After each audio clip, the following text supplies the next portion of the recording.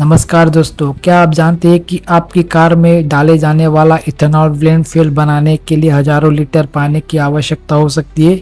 भारत सरकार 20% ethanol blending यानी E20 fuel को तेजी से बढ़ावा दे रही है। कहा जा रहा है कि इससे तेल की आयात कम होगी, किसानों को फायदा होगा और प्रदूषण घटेगा। लेकिन दूसरी तरफ कुछ विशेषज्ञ चेतावनी दे रहे हैं कि इथेनॉल उत्पादन से देश के जल संसाधनों पर भारी दबाव पड़ सकता है। तो आखिर सच्चाई क्या है?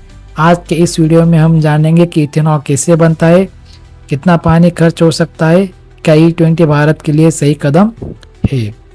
तो चलिए वीडियो को शुरू करते हैं। इथेनॉल एक प्रकार का अल्कोहल बेस फ्यूल है। इसे मुख्य रूप से बनाया जाता है गन्ने के रस से, शीरी यानी मोलेसेस से, मक्का यानी कॉर्न से। इसके बाद इसे पेट्रोल में मिलाकर E10 और E20 फ्यूल तैयार किया जाता है। इथेनॉल कैसे बनता है? तो उसमें पहला स्टेप आता है शुगर एक्सट्रैक्शन। गन्ने या अन्य फसल से शर्करा निकाली जाती है। Second step fermentation. इसकी मदद से शुगर को अल्कोहल में बदला जाता है। Third step distillation. अल्कोहल को शुद्ध करके इथेनॉल अलग किया जाता है। Step 4 dehydration. बचा हुआ पानी हटाकर लगभग 99.5% शुद्ध इथेनॉल तैयार किया जाता है। फिर इसे पेट्रोल के साथ मिलाकर फ्यूल बनाया जाता है। सबसे बड़ा सवाल है कि इसमें पानी कितना लगता है। यदि से शुरू होती है असली बहस। अगर इथेनॉल गन्ने से बनाया जा रहा है तो 1 लीटर इथेनॉल बनाने के लिए 2000 से 3500 लीटर पानी की आवश्यकता हो सकती है। यह आंकड़ा खेती में उपयोग होने वाले पानी को भी शामिल करता है, यानी जितना ज़्यादा इथेनॉल उतनी ज़्यादा पानी की मांग। भारत में पहले से ही वाटर स्ट्रेस वाले देशों में शामिल है। कई राज्यों में हर साल पानी की कमी देखी जाती है। महाराष्ट्र जैसे राज्यों में जहाँ गन्ने की खेती बड़े पैमाने पर होती है, वहाँ भूजल स्तर पर दबाव बढ़ने की चिंता जताई जाती है।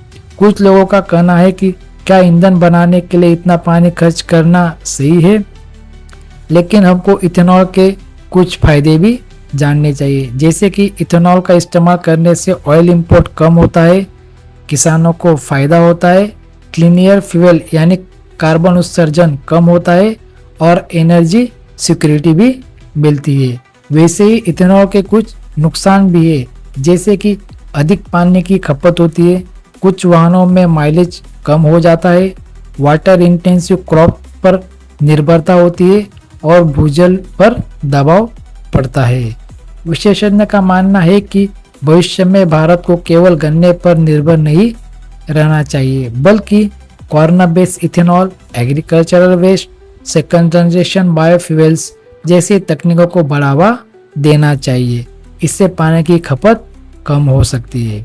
तो दोस्तों, इथेनॉल ना ही तो पूरा अच्छा है और ना ही पूरा बुरा है। यह भारत के ऑयल इंपोर्ट कम करने में मदद कर सकता है, लेकिन इसके साथ ही कृषि उत्पादनों पर संतुलन पर ध्यान देना होगा। आपका क्या मानना है? क्या E20 भारत के लिए सही कदम है? कमेंट करके जरूर बताइए।